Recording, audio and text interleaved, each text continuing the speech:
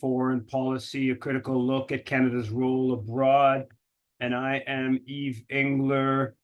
Tonight, I have both kids, and I'm a little bit under the weather. So it might have some issues at different points that pop up. Talking Foreign Policy is a critical look at Canada's role abroad, a weekly updates, analysis.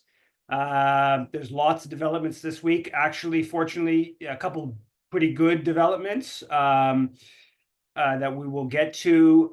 I'm coming to you from Jojage, which has long been a meeting place of various First Nations, otherwise known as Montreal. And I think I'll get right to some of the developments. First of all, last Monday was apparently the hottest day in record in human history. And so, yeah, climate disturbances. Obviously, we have seen what's happened in Jasper. It's troubling. We have this summit of the seabed mining that is taking place in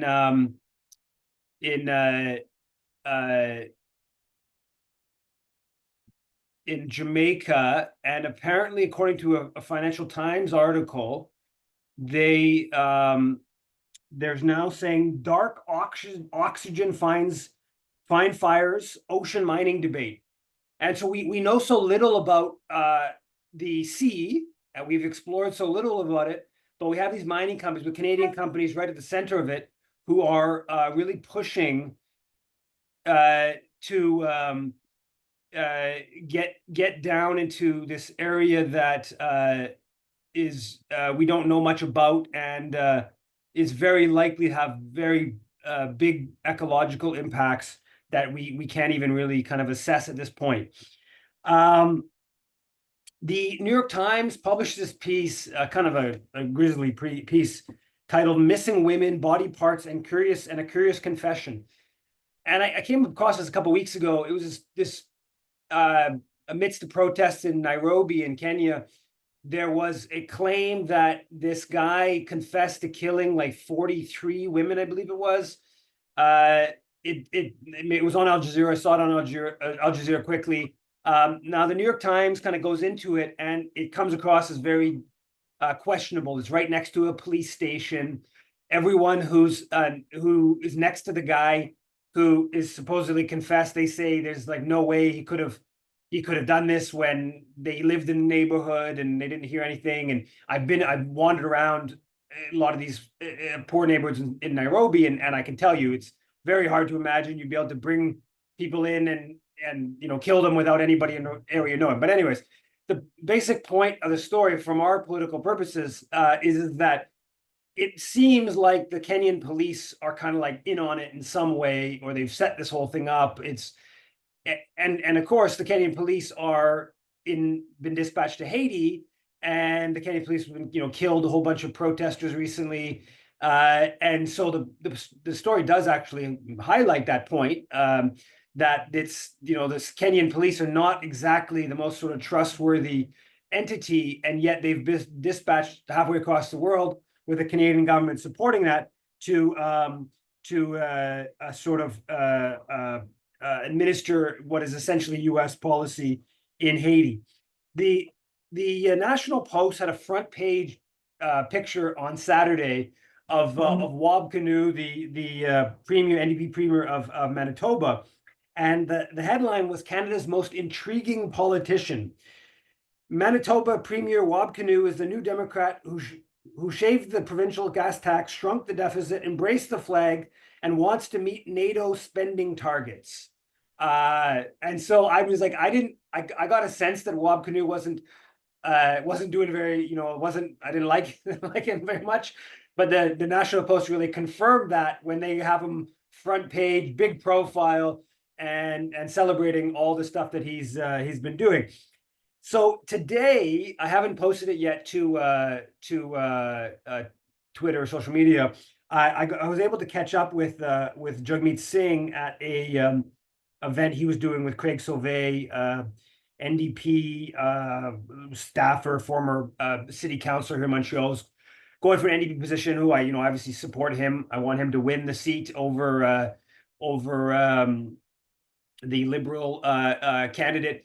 And but I asked Jagmeet. It was actually kind of an interesting little. He said he recognized me right away. He said, "Oh yeah, we'll talk. Like, I'll accept a couple of questions." I said, "I got a couple questions." So I just kind of let him go into the room, and then I was chatting with somebody, and then I realized that maybe he wasn't actually going to come out, and maybe he was. And I basically had to run after him with a bunch of staffers, NDP staffers, trying to block me just as he was about to get into his vehicle and drive out the back way. So he was playing the game that he acted like he was all okay with answering some tough questions, but in fact he wasn't.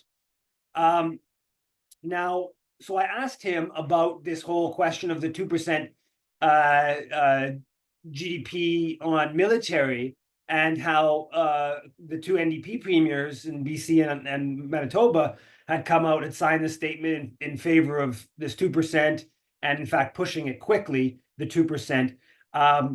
So his answer was really, I would say, deficient. People can check it out. He sort of said, yeah, the 2% is an arbitrary number, which I knew that is the official NDP position. But then he was like, well, but he spent most of his answer saying we need to provide the equipment that our men and women in uniform need, and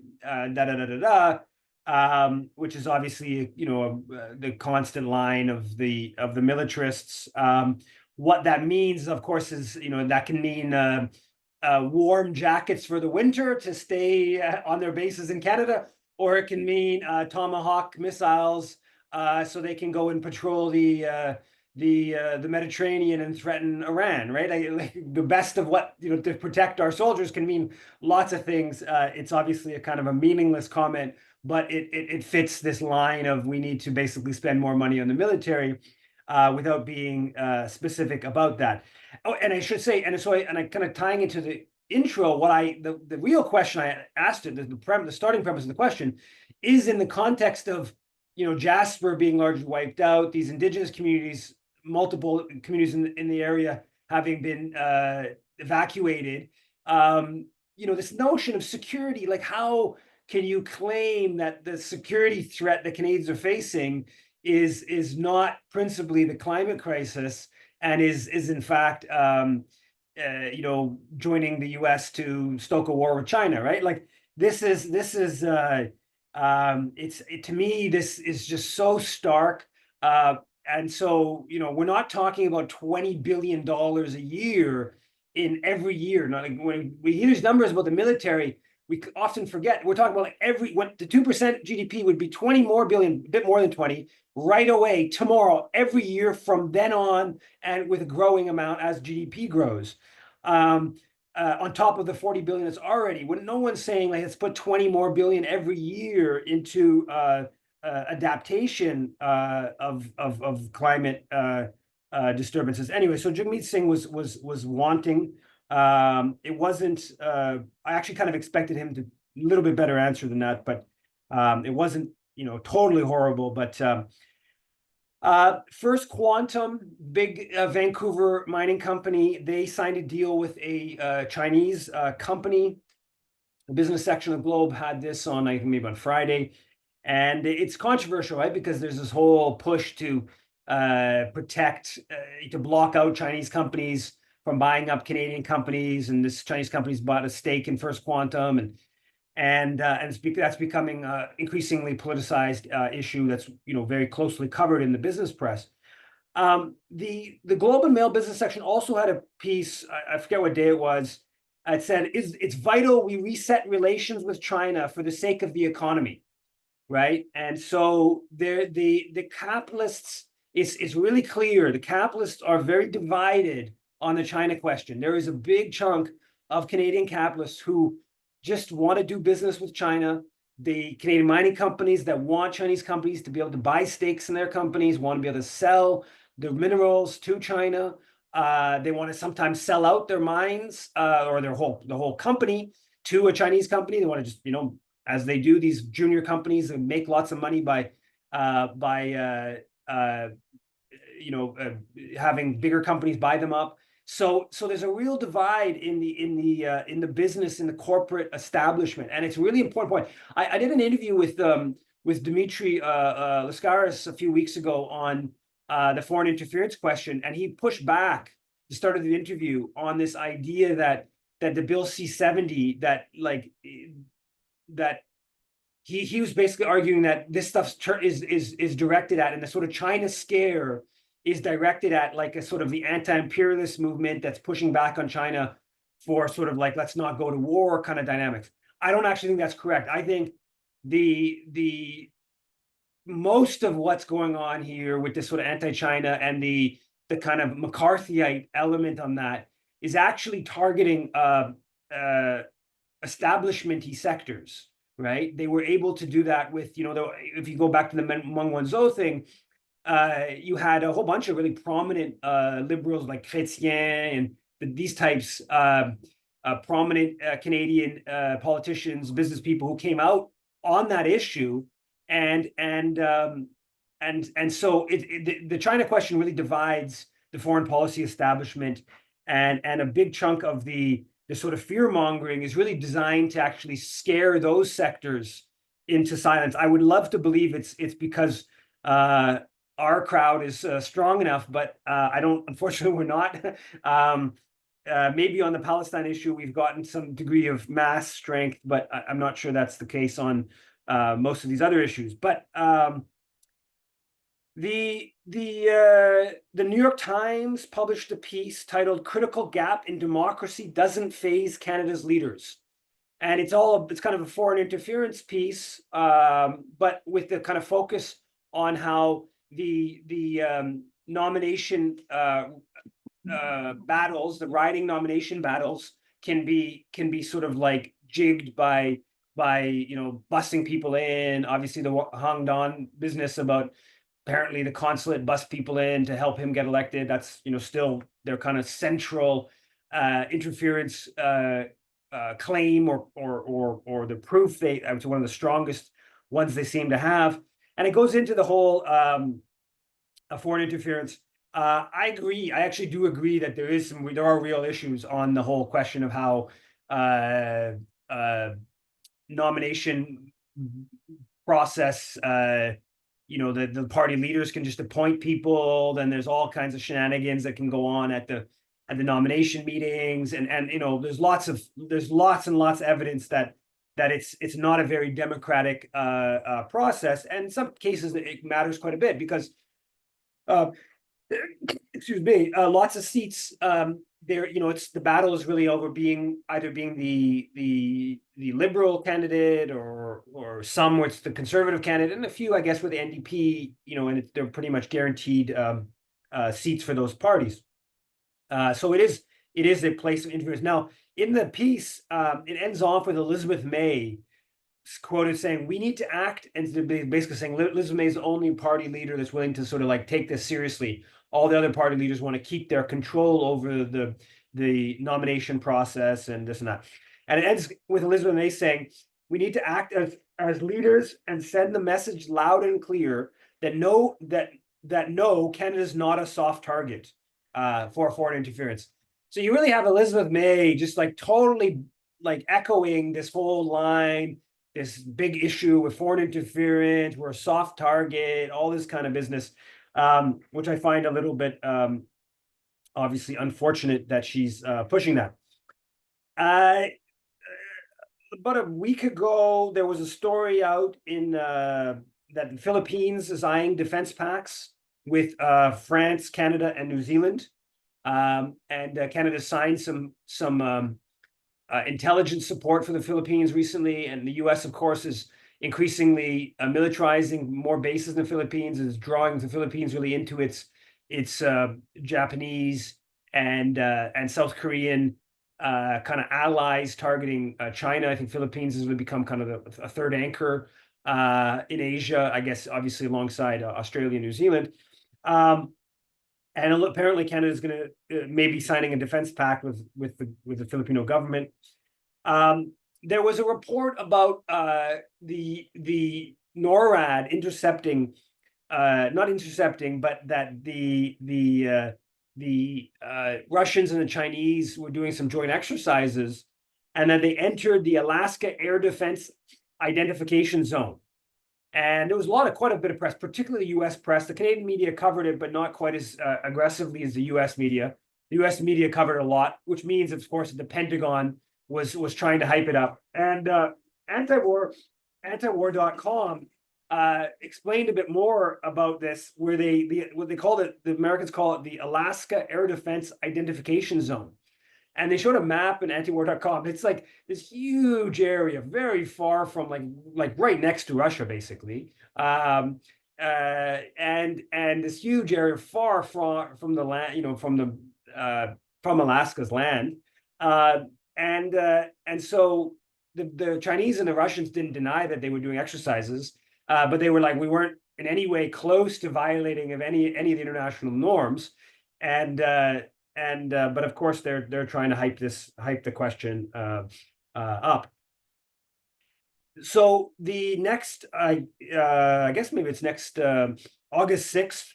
There's it's the Hiroshima Nagasaki event, and there are events happening across the country.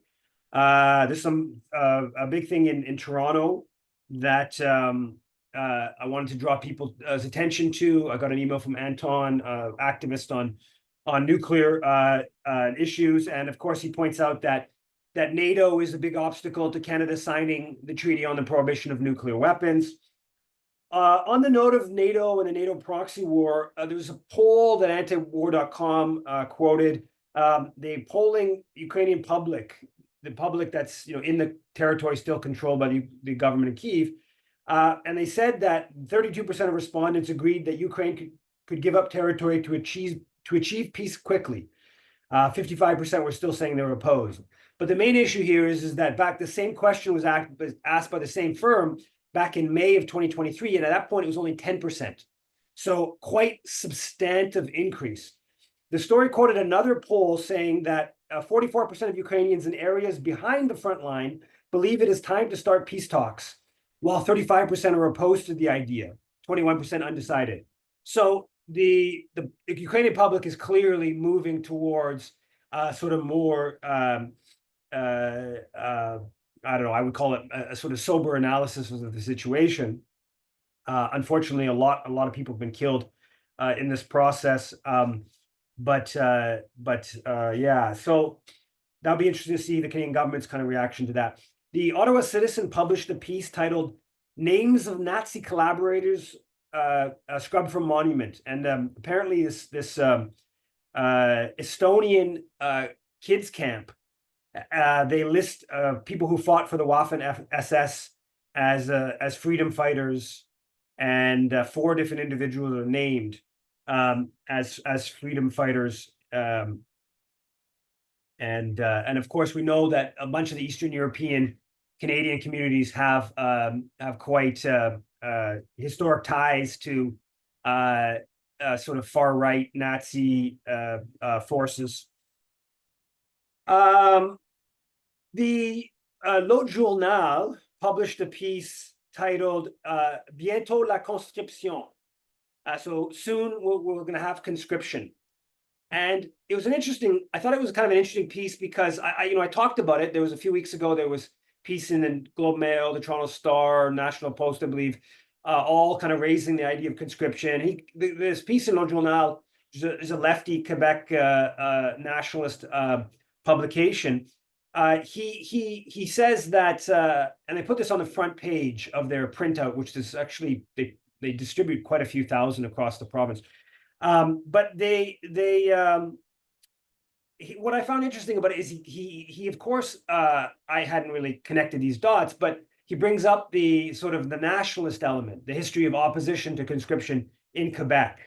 And I thought that was kind of an interesting angle. It would probably stoke, I think a Canadian government would be very reluctant to consider conscription as a sort of general matter, but then you would add on a whole sort of Quebec nationalist element. And of course, back during World War I, they killed English speaking troops, killed militia, I guess, killed 4 or 5 in Quebec City in what was, conscription riot.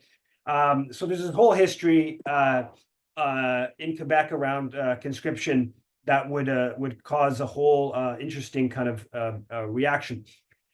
There was a piece in the National Post where mostly I talked, I think, about it last week with about Perrin Beatty, and he's the chair of the Chamber of Commerce, former conservative Mulroney minister, defense minister, really a prominent kind of representative of Canadian business interests for decades since leaving office. And of course, he was a prominent representative of Canadian business interests when he was in office as well.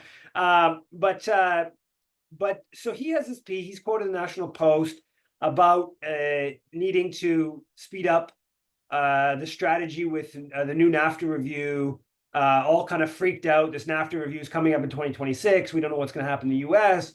The U.S. might not re-sign it or renew it, and if we don't spend 2% of funding on the military, then they'll hurt us on trade, and this whole kind of that hype kind of angle. And he's the co-chair of the expert group on Canada-U.S. relations. So he's influential in this whole kind of dynamic. And it got me going, it's not a new idea, but I just kind of, in some ways, he seems to almost like embody this as an individual. This whole idea, which I think is really important part of Canadian foreign policy dynamics, is that basically Canada, the Canadian elite, the Canadian establishment sign or get part of accords, they sign agreements, which they then use to justify something they want, right? So the militarists who, got part of NATO, then use, of course, NATO to say, hey, we have to increase military spending, right? This international body is telling us we have to do, and we have to pull our weight, and it's the international body that we're part of, that we have to, I guess not formally a body like that, but the alliance we're part of, have to increase military spending. Well, but Perrin Beatty is interesting because he was part of the Mulroney government that, of course, brought in the first free trade agreement with the U.S., right? And at that time, there was the nationalist, left nationalist kind of forces.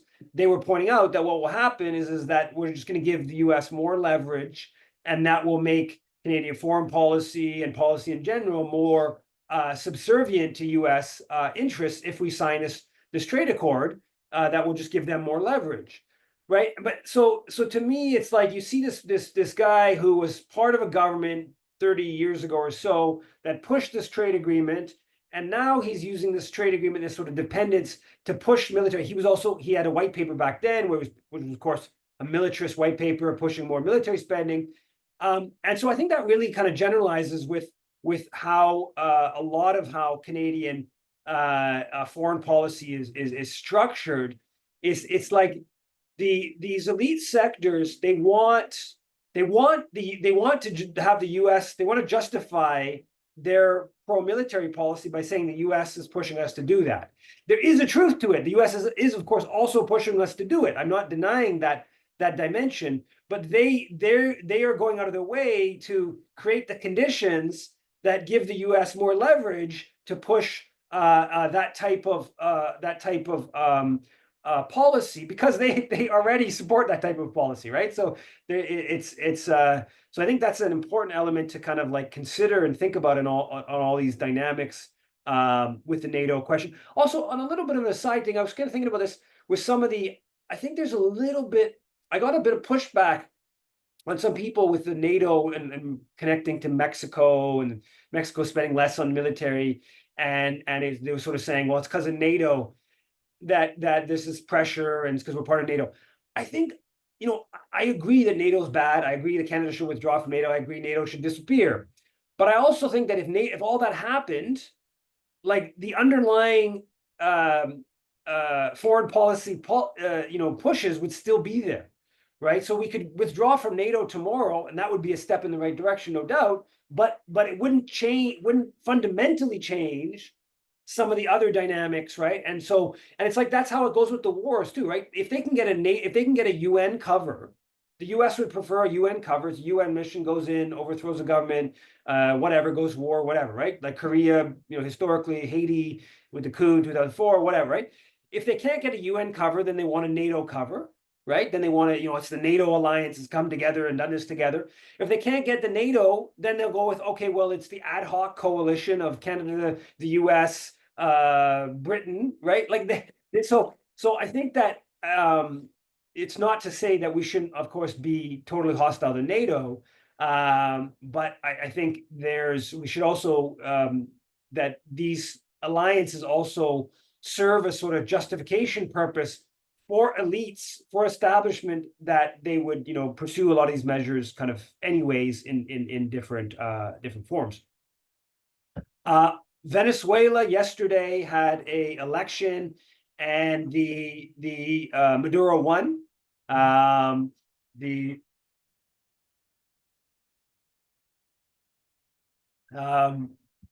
They won 51%, 44%, at least with 80% counting.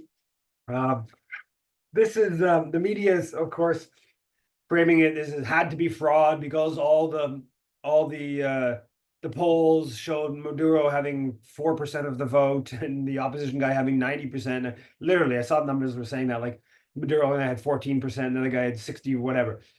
All that was, of course, nonsense. This is not new. Of the Venezuelan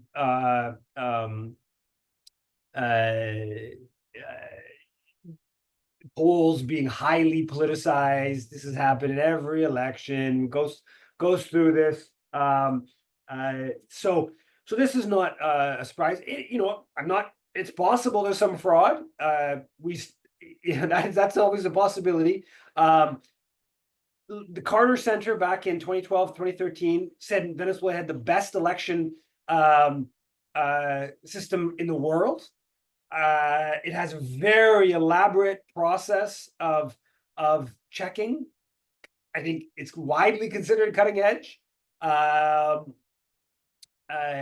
The opposition always cries foul when they lose. They don't cry foul when they win. Like if you look at the 2018 election, right, and what happened there, and the opposition boycotted, and it was clearly the boycott was successful. There was only 41% who voted, but Maduro got 67% of the vote. I say the main opposition. Some opposition did participate, but the main opposition boycotted. Maduro got 60% of the vote, and he ended up with more votes than Justin Trudeau did, right?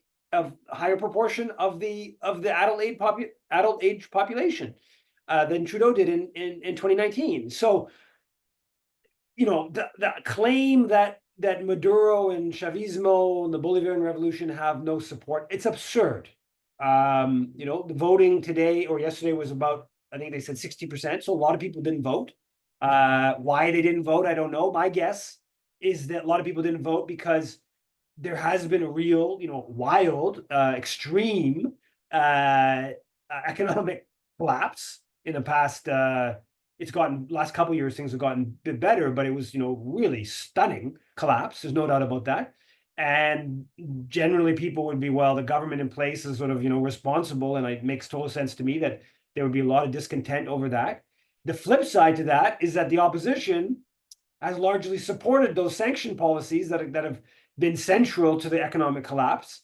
And so a lot of people who really hate the opposition too is that you're openly supporting policies that are hurting us. You're openly supporting all our country's gold being taken by the British, and our Citgo, our oil assets in the US being lost and taken. So it makes a lot of sense to me that there would be a lot of people who are like, I don't like the government that's overseen this, been in office while there's been a terrible collapse, but simultaneously I don't like this opposition that's supporting clearly anti-national, destructive, foreign aligned sabotage, basically kind of policies. So my strong guess here is that these results are on the up and up, and time will tell if there's any sort of real the opposition beyond just sort of stating their position. We won everything that they claim, which they've claimed this obviously many times. Now, from the Canadian government standpoint, Chrystia Freeland was quoted a couple hours ago. I just saw this in a CBC article. And I would say the Washington Post on Friday or Saturday had this front page piece that was all about, it was titled Venezuelan Sanctions Ignited an Exodus. And so the Washington Post angle is that this because large numbers of Venezuelans now who fled to the US, and the whole question of migration is a big issue in US politics. And so they're framing it from that angle, and that the U.S. had pursued those policies that led to mass immigration. But really, the real story here is this is a really clear example of how imperialism leads to like migration flows, which then often lead to sort of like a nationalist backlash, and so there is a coherence to a let's call it like sort of a nationalistic right-wing policy that says we won't engage around the world. We're going to close our borders. We're going to not engage the world. At least there's a coherence to that kind of outlook. There isn't a coherence to the idea we can go and sabotage Venezuela's economy, and then we're going to complain when Venezuelans come, try to migrate to our country for better economic situation. So that was an interesting piece, the Washington Post kind of admitting what was been clear, of course, for a long time. So Chrystia Freeland, in response to I guess a question at a press conference today, she said that Canada has been supporting the democratic opposition and condemning an increasingly severe authoritarian regime in Venezuela for many years now. I want people of Venezuela, the Democrats of Venezuela, to know that Canada stands with them and recognizes that they are fighting hard for democracy and freedom. So clearly, Freeland, I find this a little surprising. She's not backing away. She's still doing the Juan Guaido thing, I guess. And of course, this has been a disastrous policy from Justin Trudeau. They if you go back to 2019, none of the media are going to, or very few are going to cover this right now, but they were like celebrating it, that as that famous picture of Freeland at the Lima Group meeting, and I think it's February 4th, 2 weeks after Guaido declared, where she's like sort of just right at the front of this group meeting of all the countries supporting coup, and her hair is in the air, and she's just like this look of glee in her face that I'm at the center of this like imperial plot against the Venezuelan government. And they of course had, they were right at the center of, they recognized Guaido the day he declared. They came out after that they had spent months working to do the whole self-declaration of Guaido in the Caracas park, sanctions, supporting opposition, bringing Venezuela to the ICC, cutting off diplomatic relations. It was a really full-on, all elements, really. They had a special envoy basically to oversee Canada's coup policy. They hired that guy, the former diplomat, forgetting his name right now. So the Trudeau government, and now here we are 5+ years later, and Maduro wins election. And they're obviously going to stick to this line that Maduro didn't really win an election, but we'll see in coming days or coming weeks if they can actually prove anything beyond just stating that they know better, that the election system doesn't work, without giving us any proof. So this is really a disaster. I think it's a blow. It's clearly a blow against imperialism. It was clearly a blow against Canadian foreign policy, specifically Trudeau's foreign policy. On a different note, there was a story about the Free Iran 2020 World Summit. I talked about it last week or the week before. So this one story from this Iranian opposition website says that Canadian Conservative Party Candice Bergen was there for this. John Baird was there, former foreign minister. Tony Clement, former minister of Treasury. So there's a whole bunch of other Canadians that were at this Free Iran Summit. And this is the MEK, this really sort of marginal opposition force that supported Iraq in the Iran-Iraq war, but they're Iranian opposition force. So just again, the scope of the Canadian kind of ties to the MEK is kind of fascinating to see play out. On the Middle East conflict, on the Israel's violence and the kind of reactions and to this, obviously there was 12 kids killed in the occupied Golan Heights at Majdal Shams. I think, I'm not sure if I pronounced that correctly. So immediately you had Melanie Joly quickly came out with a statement blaming Iran, saying that Iran is destabilizing, it's destabilizing actions in the Middle East. Israel's actions are not destabilizing, it's of course Iran's actions are destabilizing. And then she kind of added on, she had put out like a kind of second statement, a bit of interesting, I think she got some pushback from the Zionist kind of world. And I mean, her initial statement was obviously very pro-Israel. And she then said, in the second statement, she said, "We support Israel's security and stand with it against Iran-backed threats." So Hezbollah, of course, denies that they were responsible. The people that were killed are, my understanding is they're actually quite they're not necessarily Israeli citizens. They're sympathetic to Syria, and they are, of course, in occupied Golan Heights, which the Canadian government considers occupied. And so, well, you know, I don't really know exactly what's happened here. It seems like the Israeli government is trying to hype this up as a pretext to ramp war up with Hezbollah and Lebanon. That again, they've been hyping that up for quite a while, so it's hard to tell. There's lots of people saying they're so bogged down in Gaza, and there's so many of their tanks have been destroyed, and they're not really in a position to do a full scale attack against Hezbollah or Lebanon. I don't know if that's correct or not, but Dimitri Lascaris's response to the second statement from Foreign Minister Joly, he says, "None of the victims was an Israeli citizen. Moreover, the Golan Heights belongs to Syria. Even the Canadian government recognizes that it is Syrian territory and that Israel's annexation of the Golan is illegal. Ultimately, this attack does not constitute an attack on Israel or Israelis. Therefore, it does not implicate Israel's legitimate security interests. All that Melanie Joly is doing is pandering yet again to the Israel lobby." I think that's correct. The Trudeau government still seems quite inclined to sort of be fearful of the Israel lobby.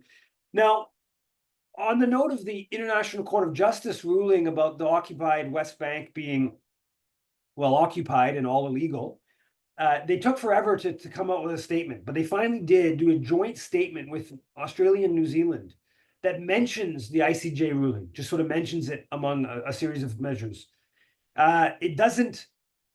It urges Israel to respond substantively. That's the quote, respond substantively.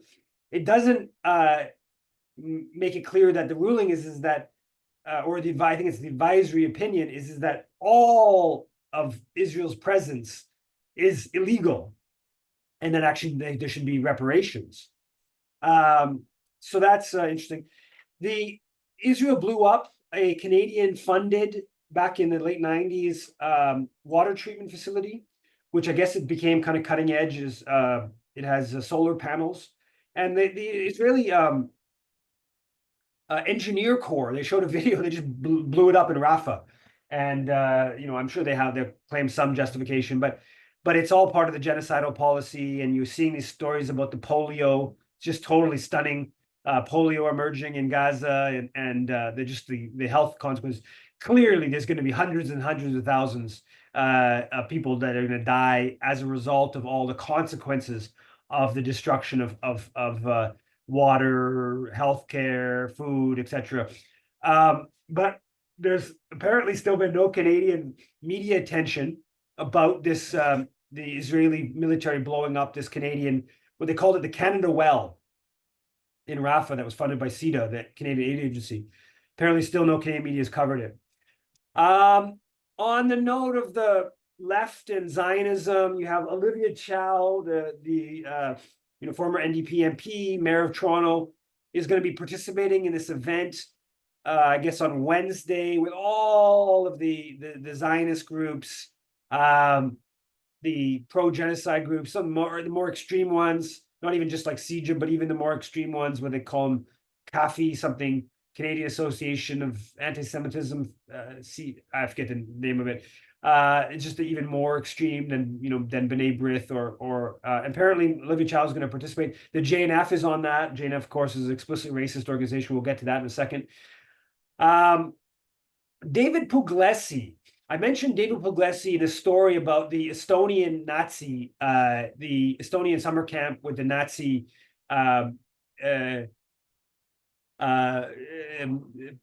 plaque for the former SS, celebrating them as freedom fighters.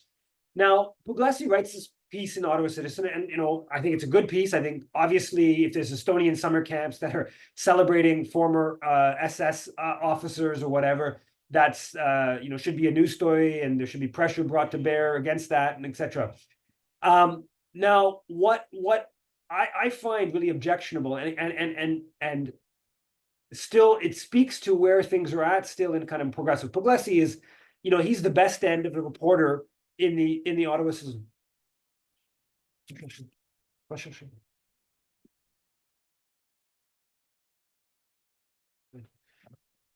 Sorry. So Puglisi is at the best end. Now he quotes the Friends of Simon Wiesenthal Center person, and who used to be with CJA. Honestly, you can't call yourself left-wing or progressive and be quoting somebody promoting a Holocaust while talking about a Holocaust from 75 years ago. And I get it. I get that's difficult for an Ottawa Citizen journalist to pull off, right? Because if you can get the mainstream Jewish organizations, CJA, B'nai B'rith, Friends of Simon Wiesenthal, to condemn this, that's a story. You now have a story, and that's like a legitimate a story. So I get what he's doing. I get why he's doing it, and I agree with the going after the Estonian summer camp celebrating Nazi soldiers, former SS officers. But at some point, we have to say that these groups are outside of bounds for somebody who considers himself progressive. And it would be more work. You'd probably have to find some sort of academic. I mean, you could go to Independent Jewish Voices and try that route. I don't think that Independent Jewish Voices, to be fair to Puglisi or to be fair to the Friends of Simon Wiesenthal Center, they're not as well structured in terms of to discuss that issue. Friends of Simon Wiesenthal does have, they have a more institutional knowledge. They have a better structure to be able to comment on that matter. So IJV probably has some people that could comment on that matter, but they're not really as well placed to comment on that matter. So I would get that.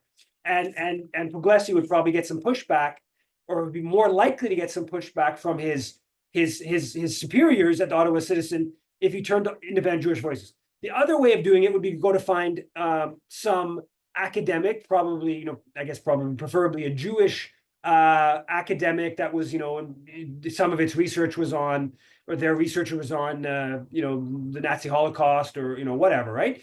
So that would be the other way to do it.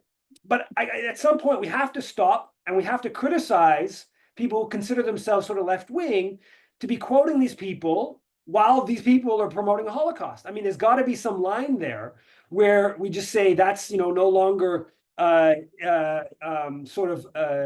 acceptable.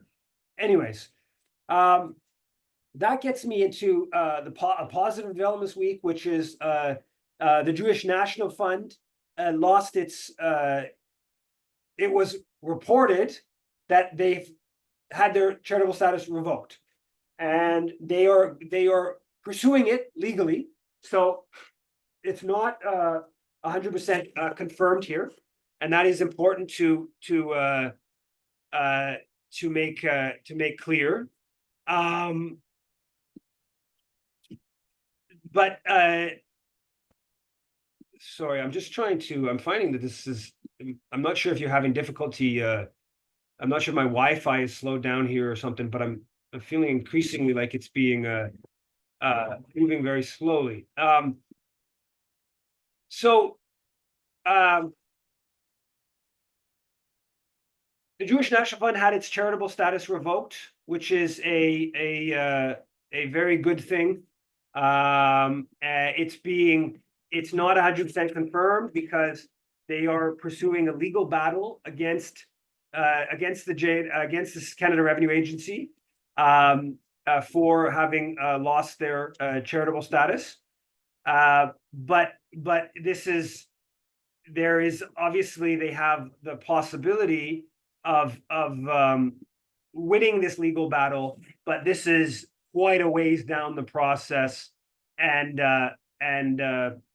I'd say unlikely that they win the legal battle. What I think the JNF is trying to do is trying to bring political pressure to bear. That's why they've come public with this, which they didn't have to come public with, and they're trying to bring pressure to bear to try to basically have some sort of political intervention to get some agreement. Now, the JNF is after the Jewish federations, it would be the most powerful.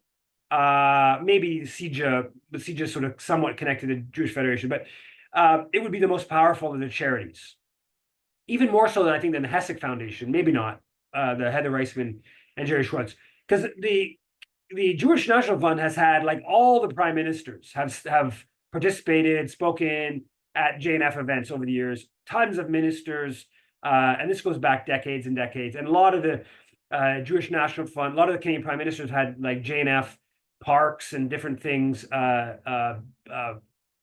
developed for them in Israel. Obviously, in Canada Park, well known on 3 villages that were captured and destroyed. Palestinian villages destroyed in 1967. That's where Canada Park is, and huge amounts of Canadian money went to supporting that. The JNF is right at the heart of Zionism, going back more than a century. Established Canada in 1910. I think the initial one was 1901. So it's been in Canada for 114 years. It's had charitable status since 1967, when charitable status was brought in. It's raised tons of money. It goes back in terms of the dispossession of Palestinians in the 1920s. There's huge protests against this JNF Canada funding project that took the land of a bunch of purchased the land from this absentee property owner and displaced about 1,200 Palestinians. So it's it's just a powerful institution. Now it's explicitly racist as well, right? It excludes non-Jews from its land in Israel, and has control of 13% of land. It has influence on most of the rest of the land of the country, and it's openly racist that it excludes non-Jews from its land. So it obviously should have its charitable status revoked. This has been campaigning on this for decades. I wrote a piece about kind of summarizing that. It's actually just an update on a piece I wrote 3 years ago. But Ismail Zaid, a guy in Halifax, Palestinian, who was just one of the towns that Canada Park was built on. His family was driven from then when he was a kid. And he's been campaigning on it since like the 1990s, right? So this has been campaigning. Now, in more recent years, it's gotten more formalized. There was a formal complaint lodged by 4 individuals back in 2017. And there's been, Ron Saba, this guy here in Montreal, a Lebanese Canadian, who's been hounding the media on the JNF for decades, right? Like the whole time calling it this racist tax fraud. So there's a lot of work that's gone into it. Now, of course, in recent years, there's also been more and more contesting of the whole charity question. And I think the JNF has actually given us potentially really offered an opportunity where they came out, they're trying to basically finagle some sort of political intervention to maintain their charitable status in exchange for some concession. But what they've done here is they've opened up the whole can of charities, and they've given us this victory. And the Canadian Dimension did a post on Twitter they posted a National Post article about the Jane F thing early on. It's like 2 million people had looked at the Canadian Dimension tweet. That's more than probably any tweet in Canadian Dimension's history, almost certainly. This has gotten around, and so they've opened up some real opportunities. So for instance, today Nikki Ashton, the NDP revenue critic, put out a fundraiser. I got her fundraising appeal from her saying about the charity stuff. She's been challenging the charities that are illegally subsidized in the West Bank, Israeli military. She's been taking up the issue, mentions the ICJ ruling, and doesn't. It was actually very interesting. She refers to the JNF losing their charitable status, but she doesn't mention their name, which I think is because she doesn't want to mention Jewish in a negative way. Okay, so she doesn't want to mention Jewish National Fund. It's like people get a little bit uncomfortable. But then she's really adamant to include in her email that she's been working with independent Jewish voices on this issue. Anyway, so there's really fascinating to see how fearful people are still of being kind of associated with, like, I'm going after this Jewish National Fund, I'm going after this Jewish organization kind of dynamic. That Nikki Ashton didn't even want to mention the name again in her fundraising, that refers to it but doesn't mention the organization. But anyways, nonetheless, the fact that Nikki Ashton is now fundraising on the issue of her challenging registered charities is a huge step forward. This is played out, quite quickly. Let's be honest here. The Palestine solidarity world was not go back even 2 or 3 years ago, was not taking on the charity question. This is something there were some isolated one. The JNF was an isolated example that has been taken on, but as a broader thing of taking on the whole charity question, they were not. And this goes for CJPME, this goes for IJV, and then even the more mainstream, different National Council of Muslims or whatever. And this is something that's really been pushed. Karen Rodman is a central player in this for Just Peace Advocates. Miles Howe has been a big player in this. I've played a fairly significant role in this. And so we've really pushed the ball here on the charity question, and it's seeping in. And I've said this many times, I think it's the most important Canadian contribution to Palestinian dispossession.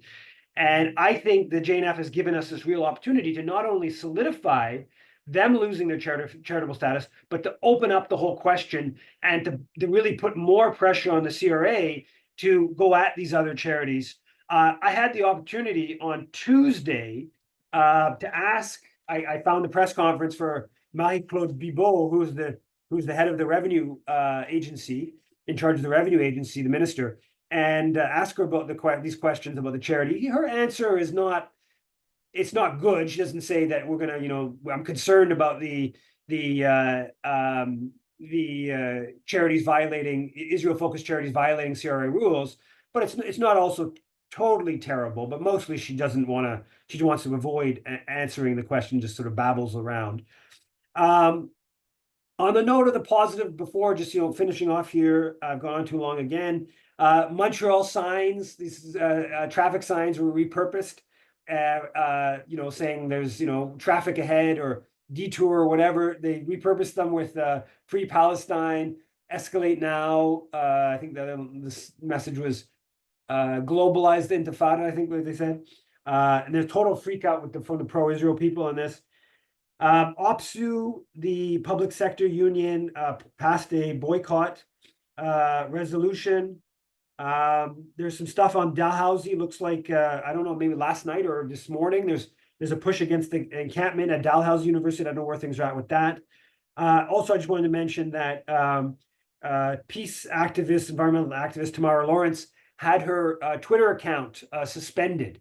So I tweeted about that. If people can, if you have a way of raising that, it's still suspended. It's been suspended for 4 or 5 days. It's not clear why it was suspended. It seems like a post on Palestine. I'm sure there was nothing really objectionable that you posted, but it's Elon Musk is a very right-wing guy, and he's totally jumped into bed with Netanyahu, with the far right in Israel, but also in Venezuela in a couple of days. So those are the standards on Twitter. I will open it up to questions. Make Laura a co-host, and I think I've made you a co-host, and go ahead, Laura. Oh, hi. Okay, I'll just be brief because I want Larry to get on. I just wanted to know, when people like tomorrow, I get so many people saying they've been cut off from Twitter, or their thing has been temporarily cut off, and they want us to take action, but I'm never clear, what are we supposed to do? Like, I don't really get what we can do to support them. What are you doing, like, for tomorrow? Well, what she did was she sent us an email, that she's done like 3 or 4 of us an email, and saying, can you tweet this about it? And she gave a couple possible tweets. I changed it a little bit. I just updated her tweet and tweeted about it, and it links to X and to Elon Musk. I guess it tags X and Elon Musk. So, presumably X has some method of tabulating this stuff. Yeah, so just But what does X care about how many of us want them reinstated? I mean, what are they? No, they care because they don't want us all to leave, right? They need us on there, right? Well, where would we leave to, though? Like, what's the alternative? Well, I used to be on Facebook a lot, but Facebook's become so my Facebook's become so depoliticized that I'm not like there anymore. So you can leave to other. I mean, I know people on Telegram. There's all these other places. I know. So I mean, there's obviously a threat on a personal level. There would be a threshold at which I would stop. I'm on Twitter quite a bit because I find it useful in terms of, I mean, you getting left-wing stuff, but also, kind of fighting with these right-wing, Zionist kind of accounts, and then sharing my own stuff. But there would be a threshold at which, if they just keep coming at lefties or whatever, that I would leave. So yeah, I mean, ultimately they have more of the power than we do, but we do have some power in the whole thing, and presumably they keep. There are lots of other examples where they suspend accounts and there's a real pushback, and then they kind of like back off, is my understanding. So, okay, go ahead, Larry. Yeah, Yves, I just had a question. If you've heard anything about what happened with that Canadian citizen who was killed in southern Israel. They said he had a knife. I just saw, the only thing I've heard is like a statement from I think as an assistant of the public safety minister. There's been nothing from Melanie Joly or from Justin Trudeau. You think there'd be like more attention being paid to this? I'm just wondering if you've heard anything about what's going on with that. I haven't, and I totally agree with you. And I actually plan to mention it. It's fascinating. There was, reports. The pro-Israel was able to really frame it as this. It was just a terrorist attack, and we had to neutralize the terrorist, kind of whatever dynamic. The video, I know, like Mahar online on X was really showing, like, it was the Globe piece, I think. They were like, he attacked 3 soldiers, and then they show the video, and the video does not at all show what the Globe and Mail is saying. It's like there's the video suggests that there's a first you see an Israeli soldier firing, or it seems like he's firing, like something seems to maybe have happened just before that, but it doesn't show a knife in his hand, first of all, and it then shows these other soldiers coming out that weren't at all like attacked. They were like behind the fence. So the initial framing that was pushed, obviously, by the Israeli government, that was picked up by a bunch of Canadian media, was a clear exaggeration at minimum, maybe a total fabrication. I don't know, but yeah. So it's but it's kind of remarkable that you don't get anything from the Canadian media to sort of question this. But yeah. Okay, Catherine, go ahead. Hi. Yeah, I just you had talked about Dalhousie, so I thought I could report on that. There was a notice of trespass given to the Okay, sorry. To the protesters, headphones off because other people want to hear. Can you still hear? Yes, Okay, thanks. Day before yesterday, I think, and we didn't hear about it till yesterday morning. So my partner and I went down.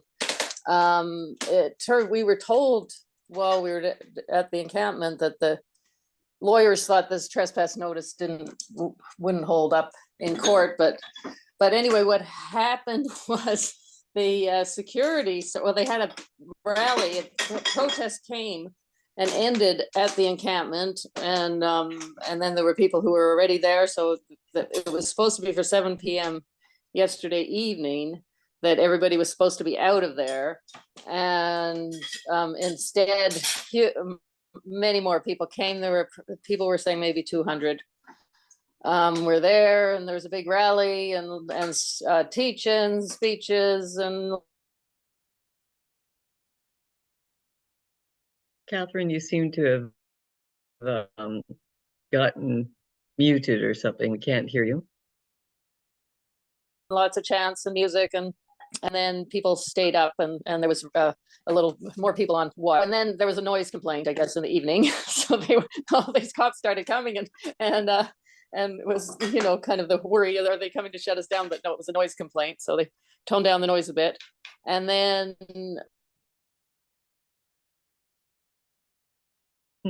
You keep cutting out, Catherine. of course, we didn't get much sleep. And it was kind of quiet until, was it about 6:30? The Dalhousie security started putting up yellow caution tape, blocking off certain parts of like in front of the administration building and surrounding. We're having a hard time hearing The you, encampment. Catherine, Catherine, I just wanted to let you know we keep losing your sound. I don't know what's happening, if you've got internet that's not so strong at the moment, but it's a bit hard to follow you as you keep losing your sound. So maybe I'll just jump in. So basically, it's still there, but they've made some further measures to go at it. And then they were trying to tear down some of the tents, and they did take some big. Okay, thanks, Catherine. I'm going to end that conversation because we can't hear you. Your voice keeps going out. I think there's a problem with the internet. Can I Eve, ask you a question, Laura? Are people finding it that I'm freezing a bit today? Is that you? Are you seeing that? you're not. There were a couple of, just very briefly at times, that you froze, but we didn't have that. But we're definitely having a problem with Catherine. There are no other questions, but just before you go, could I ask one quick question before you get back to your kids? And do you think that the reason Melanie Joly went to China was, the article that I read was just that they're afraid of Trump and the 10% tariffs he says he's going to impose on all exports from anywhere, and recognizing they need to diversify? Is that your perspective, or? Well, I mean, you don't have much of a negotiating position if you get yourself into a huge fight with your second biggest export market, and then you have your biggest export market says, like comes at you hard. I mean, like, it seems fairly important, but I think that's one element. I mean, I think there's all kinds of Canadian capitalist interests that they want to export. That's part of it, but they also just want to have. They want to invest in China. They want Chinese companies to be able to buy up some of their some of the mining company. It's broader than just a negotiating position with the U.S. Though I agree that's also should be a component of the thinking. Okay, so we'll let you go back to your kids now, Eve, and thanks for doing this despite being under the weather. Take care. Bye all.